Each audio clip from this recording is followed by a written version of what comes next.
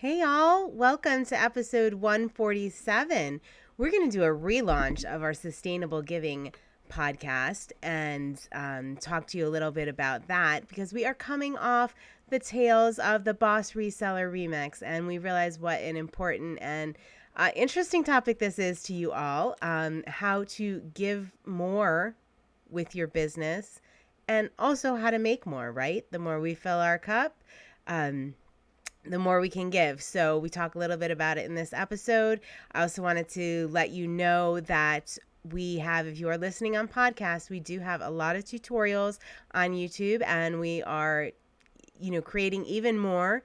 So head over to our YouTube channel if you want tutorials on exactly how we do things, how we cross list, how we do a live show, how to put your store in vacation mode so you can attend these reseller events.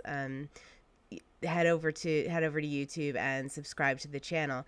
I also do want to mention our Patreon. So we have a Consignment Chats Patreon group, which is a paid membership group. All of our content will remain free, but we do provide private coaching in there, and we do have weekly masterminds, monthly mastermind groups that you can join, and they're really beneficial to your business. We can chat about sustainable fundraising. We can help you with any number of things, branding.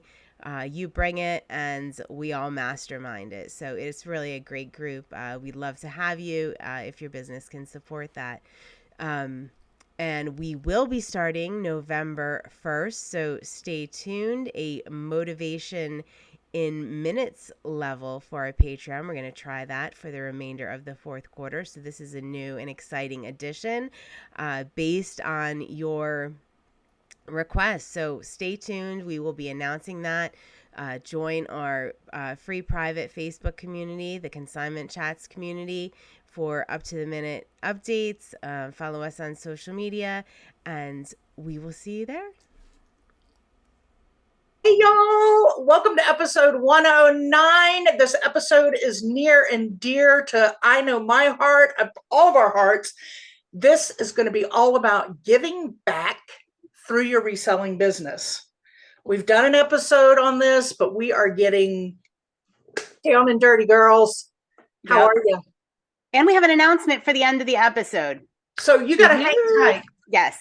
Hang tight because you don't want to miss this. We are so excited. We're bubbling. Samantha, welcome to this episode. Yes. So yeah, giving back. All right. So I want to start with a visual representation and a little story. So okay. One of these things I've heard, and one of the expressions we've all heard is "my cup overfloweth," right? Mm-hmm. And I think he's a rabbi, Daniel Lapin, talked a lot about this, and my cup overfloweth, and looking at giving and the way, particularly the Jewish community, looks at giving or giving back. And it's a very different viewpoint than I'd ever heard. And my cup overfloweth. So when somebody would come to visit, they would always fill the cup so it overflowed, which sent the signal that their guest was welcome. They were willing to pass on all their riches. The better I do, the better you do. And lifting each other up and making sure our cups are always full. Now, what does that have to do with giving and giving back? I love that visual. I love having a full cup. And really, the crux of it is sustainable fundraising. If we can't fill our cups as a business, if our cups are not overflowing, we're not going to be able to give back effectively. And as my story to go with this, I was at a meetup the other day, and we were talking a lot about giving and fundraising programs. And these were all other e-commerce sellers. And we were going around, and I was asking for some ideas and input. And one of the women, wonderful woman, said, yes, I did this for 3 years in a row. I gave back. I ran a whole, charity thing for breast cancer and support. And she said, but I could no longer continue to do that. Yes, we raised a ton of money. We did phenomenal, tens of thousands of dollars in this program, but I could not sustain it. And it ended. She's like, I had to make a living. I had to support my family, and I could not invest that much time.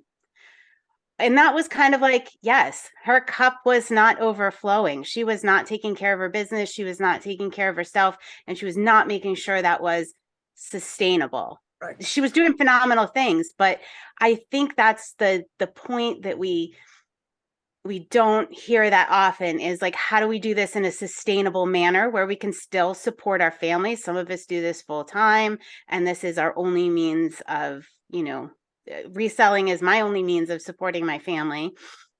And I'm dependent on that. So how do I fill my cup so it overflows and I can give back to, give back, however we want to phrase that. I don't know. I always used to say give back until I read something a year ago saying what are you giving back? You didn't take anything from them. Yeah. So you really should just call it giving, because that's what we're doing. We're giving or supporting or helping, but we're not giving back. We didn't take it. And I thought, that's true. That is very true, but it just sounds, I don't know. Everybody knows what it means when you say give back. Right. And the better we do, the more we're able to support, the more nonprofits, the more charities, the more local families, the more people we can support if we take care of ourselves and our business. So I want to make sure our discussion centers around something that's sustainable and not feeling, I think the initial feeling when people hear about fundraising is they just want to give 100%. They want to give 100%. They want to give 100%. You want to give as much as you can, but you're draining your cup. There's no overflow. There's nothing for anybody else if you're not doing it in a sustainable manner. So Molly has a background. She started a nonprofit. She has so much to say on this, and I'm just excited. I listened to our initial episode on giving. Molly, and I didn't realize that you were part of that episode. No, I wasn't there. And I was like, dang, we really need to redo that episode because she's our expert.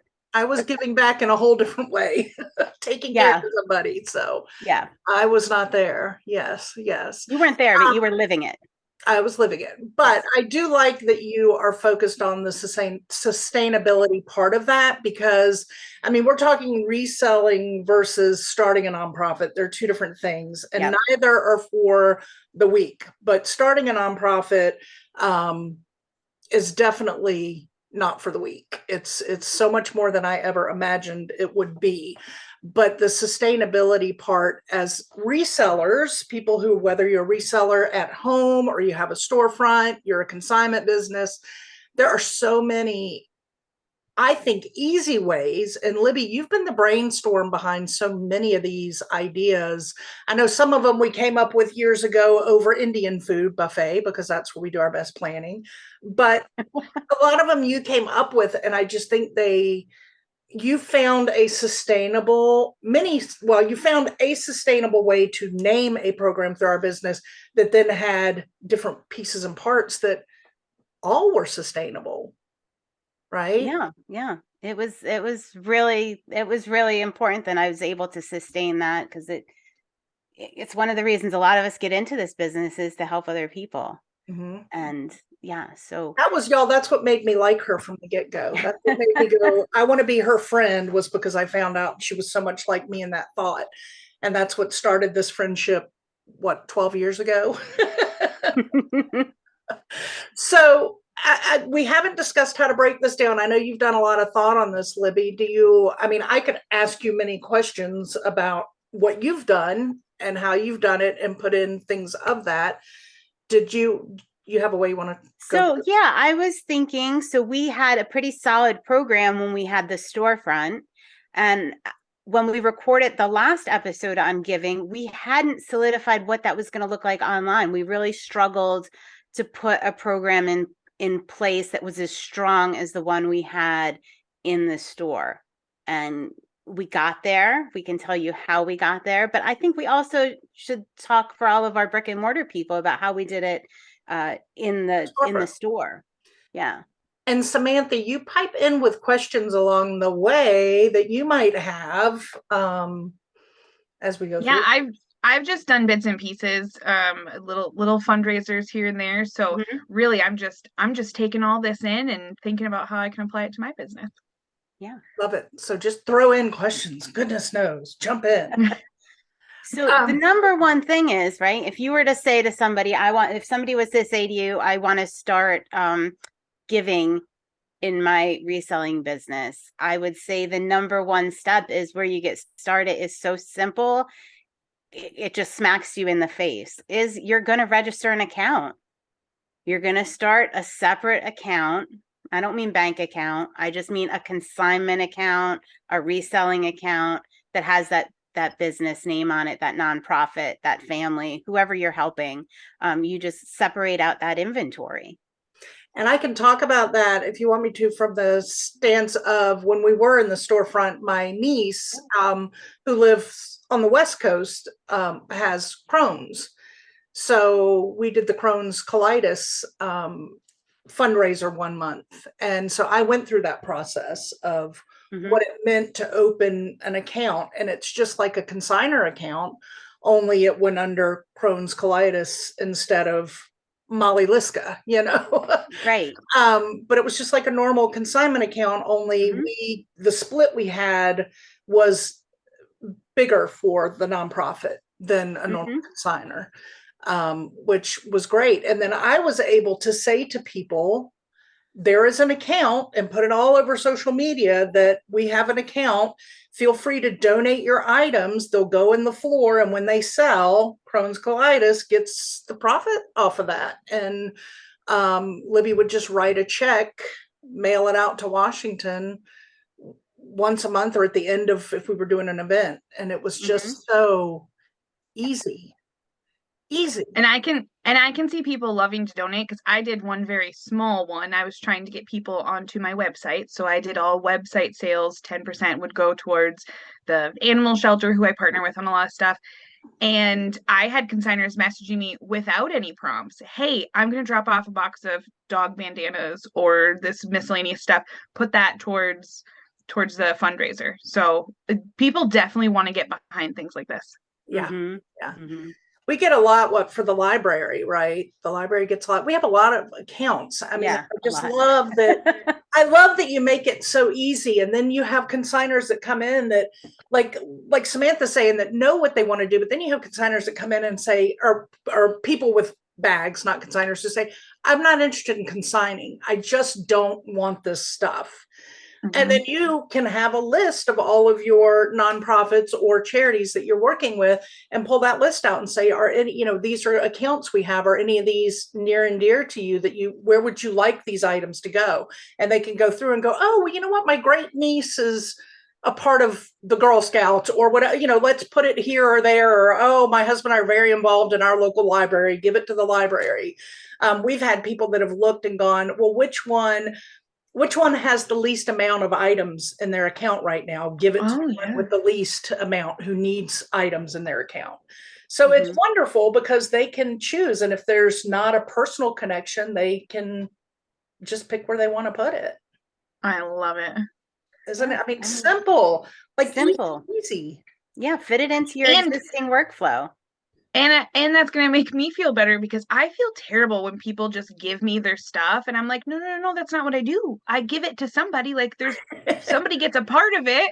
So having a list like that, that makes my heart feel better already. Yeah.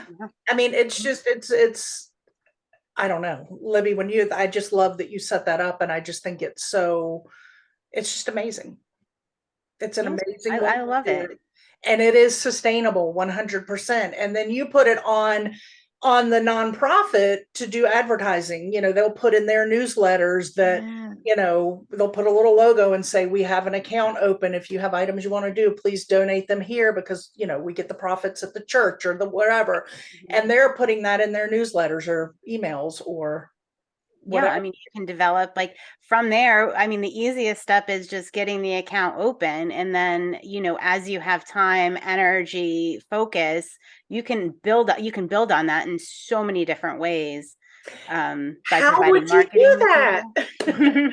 You can provide marketing material, just saying, this is our program, and they can use that, put it on their social media, put it in the church bowl, wherever, whatever their means are. Pass it around work, or if there's people working at a nonprofit, there's any number of things you can do, and they're really doing your advertising for you. Mm-hmm.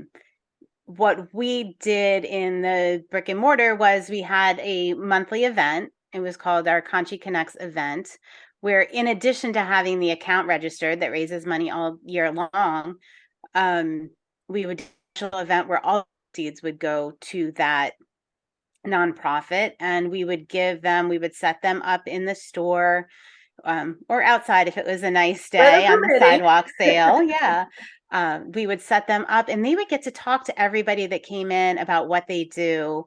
And it was just really nice to be able to provide them an avenue to talk about what they do and why it was important to them. And to this day, we have so many friends and consigners and customers that we have met, and just amazing people. And I think giving them that avenue, if you have that ability, is really.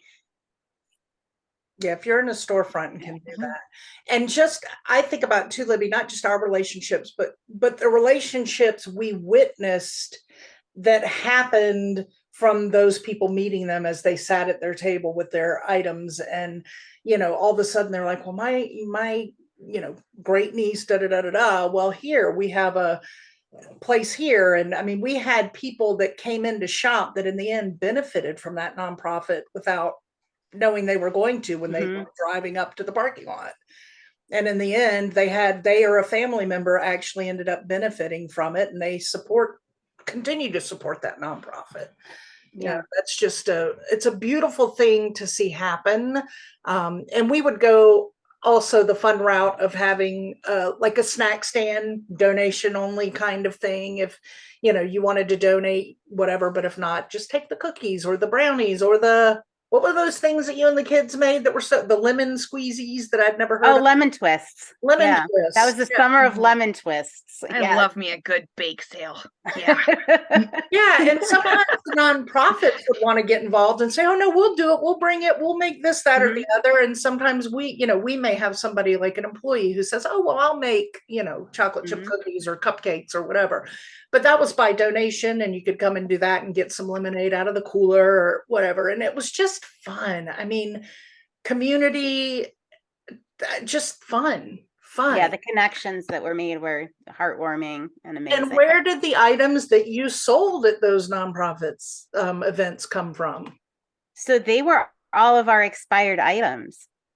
We would pull the items off the floor, and they were expired, and we collect them all month. And then we would put them out in a $2 sidewalk sale. Every single item was $2. And all of that. And because it was a lot of times people would make additional donations to the nonprofit, oh wait, my whole order was only $10. Can I bump it up to, to 20 or, whatever the case may be. Yeah. Yep. So that was it was wonderful. People would look so forward to that. So how do you do that now online? I've seen that you've done some live events for Conchi Connects. Well, one thing I'm going to tell you before we get to that, another thing I did online, if you are a storefront and you have online, or you're doing something like we did for my niece, who we were on the East Coast, she was on the West Coast. We were trying to figure out, like, they had people on the West Coast that wanted to participate, but could not come shop it. They're not going to fly cross country. They'd rather donate money than fly cross country, but we're excited about this whole sale event. So we came up with the idea for them to put together packages that they could purchase and put them on our website. So we would put it on social media, like size 6 girls, and it would have like 2 pairs of pants and a sweater and a little bracelet and a necklace, and they could buy that for $10 shipped or whatever we would put on there. And we would just put the picture up on Facebook and give it a number, and somebody could just say sold whatever, I want that, and we would ship it out to them. They would pay for it. I forgot So about that. Right. Yeah. yeah, that was how we got the West Coast people involved, because they wanted to buy stuff. I want to shop Mhm. it. We're like, well, let's see what we can come up with. And that was the easiest thing to do, because again,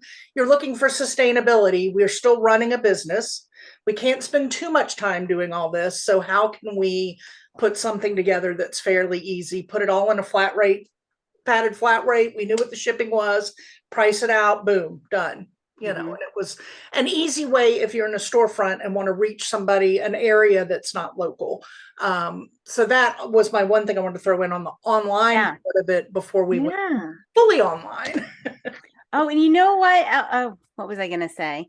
So it not only for your consigners, if you have a consigner base, if you're a consignment store, people that are consigning with you, they get to see what you do with the excess items, right? Let's say they have a pair of pants that doesn't sell. Oh my gosh, well look, those are my items out. They're raising money for the, Colonial Neighborhood Council or whatever whoever we were working with that month. Oh look, and it's just a lot of people embraced that and really loved it and felt good that their items were doing good. They were making a little extra cash, but then when they expired, if they didn't sell, yeah, And to have it connect, like you're saying, connect. That's what we kept calling it, Conchi Connects, but to connect with them face to face versus dropping your stuff off at a Goodwill and you don't know if it does somebody, or does it go to a landfill? I have no idea what's happening to that item when I drop it at a Goodwill.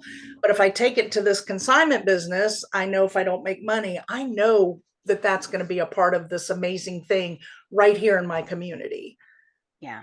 And it's a wonderful thing. Yeah. So when we made the transition to online, we were like, what does this look like? Like, how can we do this effectively? Because dadgummit, we weren't going to let it go. Right. The big events, we still had all the same nonprofits registered. We still do that. I mean, that's the easy part. And you just build from there. Yeah. But what was that going to look like? And Molly had the idea we would do a live sale. We would do the Connect event where all the profits would go from a live sale. We do it once a quarter. Well, it depends, but let's say once a quarter, we'll have a big event. We will have people on our podcast, our little podcast for Conchi Consignment. We'll have people on it to talk about what they do, right? So they can make connections and they can, highlight what they're doing. So it doesn't look the same as them having the stand at the store, but they are reaching people. People can participate in the chat. It allowed us to branch out around the country with this and provide, like, we had people we've done, we have one in Maine. So for instance, we did the Conshohocken Library, right? Local library, the Friends of the Library and all the services they provide. We had people across the country that got invested in this little library and what they do, which it just blew my mind. Right? That wouldn't have happened the same way in the storefront. So just, change, if you're online, you're offering this to so many more people, and so many people got involved and participated in this little library in Conshohocken and what they did. Not only did they, donate, make monetary donations, participate in the live sale, come to the podcast and ask questions, but they took some of those wonderful things that the Conshohocken Library is doing and learned how to move them to their neighborhoods and their libraries and connect it that way. So that was really cool. Amazing. That was a neat opportunity you have online that you don't necessarily have when you're just in the brick and mortar. So it wasn't all bad making that transition once we figured out how to do it. No, it was just coming up with a way to make it work, and that was it. And we did things, it was just easy and successful. I mean, we did the same thing by picking those items that had already become the store inventory items and putting them out there and doing them at a cost that was able to cover shipping and profit for the nonprofit. And then we did some other fun things along the way. And we put a donation link out there so that people could just do straight donation if they wanted to. And that was a nice thing to have because a lot of people wanted to do that. And, and then we come up with other things along the way. If the nonprofit wants to, or somebody who loves it says, well, I have this luxury item that I want to give, but I don't want it to be sold for $10. Well, we took that and said, okay, we're going to highlight this item, and anybody who does the $50 donation or higher gets entered into a raffle for this, high-end handbag. And at the end of the night, we would do the raffle and see who won the handbag. And it got a lot of bigger donations going through because they were like, ooh. So there's so many things that you figure out, like, this is really, it's sustainable. Yeah, it's sustainable. And it's definitely been an evolution, continues to be an evolution. We are working on evolving this. We hooked up with Diane Lassonde and Fearless. She is doing a living legacy fund, and it's all going to the Blind Center of Nevada. So we are looking at ways to even grow this from our business and involve other resellers in it. And we're going to do in 2 weeks, I believe, we're going to be doing a reseller roundtable talking about giving. And we're going to be talking a little bit about Diane's Fearless Fund. I'm going to be hooking up some stuff in the comments if you want to take a look. So we are actually evolving this as we're speaking now. We're still coming up with ideas. We still want your ideas. We want to help you maybe start a fearless living fund. We're evolving it. We're open to suggestion. We want to make this bigger. We want to make this better, and we want to help you give in a sustainable way. And if you want to do it, need some help, just drop it in the comments. Yes, we're happy to help. All right, here's something I really, our cups overfloweth, right? We want to give. What does that actually look like? Right? You say somebody comes and they want a donation, right? Let's say somebody comes into you and they say, I'm running this fundraiser. Can you donate? Okay. Mm-hmm. I would say to them, sometimes I used to in the beginning do donations, but I would say to them, oh, look, we have this fundraising program. I think we could probably do way better than me giving you a monetary donation. Would you like to, register what you're doing, distribute it to your friends, let them know that we're running this, and you're going to do better in the long run rather than me just handing you a check that maybe I get my name on the back of I don't know, whatever it was. Yeah. I like that. Here's the sticking point. And I say, we want to make this sustainable. You cannot make it sustainable and give away 100% of the profits. Right. But how do you sculpt that into something that doesn't sound greedy? Right? Because if I say to somebody, all right, well, we're going to split, and we'll split the proceeds 50-50. Let's say a nonprofit, we're going to split the proceeds 50-50. Should you feel bad about that? What does that feel like to say? Like, what does that sound like to you? If you say the nonprofit gets the profits, they're getting the profits, because what we're covering is what we need to cover to sustain our business. So to me, yes. They are getting 100% of the profits, because what that other money is doing is paying for the shipping, paying for the work and the fees that had to happen to get all that together. Mm-hmm. And so they are making 100% of the profits that would have been made. Yeah. Because I hold a charity craft show, and totally separate from my business, but you have like businesses donate things and do that, but at the same time there's still like table rental and venues and different things. Those businesses might give you a discount, some people donate all together, but there's still always some sort of overhead and your time in general. So even just doing that, and literally 100% of that goes, you're still taking part of that to cover the little things behind the scenes. So it makes sense either way. Yeah. The fact of the matter is, you're not taking that money and going and getting the pedicure. You know what I mean? Yeah. You're not, that's not what when you say they get 100% of the profits, they're getting 100% of the stuff that wasn't used to make the event happen, Yeah. to Right. cover the cost of the item, where it needs to go, and the event to happen. Yeah.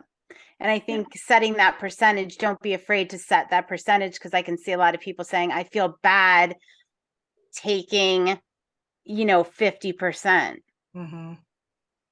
Well, first of all, you're earning it, but Right. I feel We don't do bad. right. I don't want to. I just want to do it. But you have to think of that visual of the cup. If you don't fill your cup, you're not going to be able to give as much as you would if you were filling your cup. Like, it is sustaining itself. You are filling your cup. You are, paying your employees, paying your helpers, paying yourself, and making it sustainable so that you can, in the long run, give more. Just keep that in your head.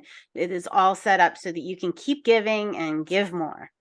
That organization wouldn't get anything if you didn't do it. Correct. If you didn't do it. Or, yeah, right. If you weren't in business, if you ran yourself out of business, like the story I told earlier, they couldn't sustain it. Right. Yeah. And now there's nothing. So, Yep. yeah. Just keep that in mind. If I you love it. have that thought of like not looking at it as filling your cup, if you're looking at it like, oh, I'm taking 50%, don't change your viewpoint on that. Yeah. Yep. All right. Rather be able to continue with the events and doing this for other nonprofits along the way. And it's the only way to do it. Yep. I agree. Okay. So if you have ideas, something you've done in your brick and mortar or on your online store that's different from what we've done, please throw it in the comments. We want to know. We love to hear what you're doing. And as we mentioned before, if this is something you're interested in and you are a little hesitant and don't quite know how to start, we're always here to help do that. We love to help with things like that. So reach out, right? Let us know. Yeah. But and speaking of evolving, we're evolving. I told you all to hang on. We said, wait. Libby may have been the one to say, one of us told you to wait till the end because we had a big announcement. I'm going to do a drum roll. Y'all, Samantha's now part of Consignment Chats. I mean, wait, guys, I'm really not sure. I don't know. Or not. I'm here all the time. She's here all the time. Yes, so does now Molly, Livy, and Samantha, co-hosts of Consignment Chats. She is a official Sea Chatter co-host. Yes. I have to change my name. Oh, yes, you do. This is the last of that, although you will hear about her business often, but it will now be Samantha at Consignment Chats. So it's official. You're going to see her little face next to ours over and over again. We are so excited to have her. She's already been such an integral part of our community and what we do. So people probably thought she already was. I know. Like, oh, what? This is no big announcement. What do you mean big announcement? Yeah, we are so excited. So we are glad that she is now permanently a part of us and that we can all grow, learn, and benefit from her amazing self. So Samantha, welcome.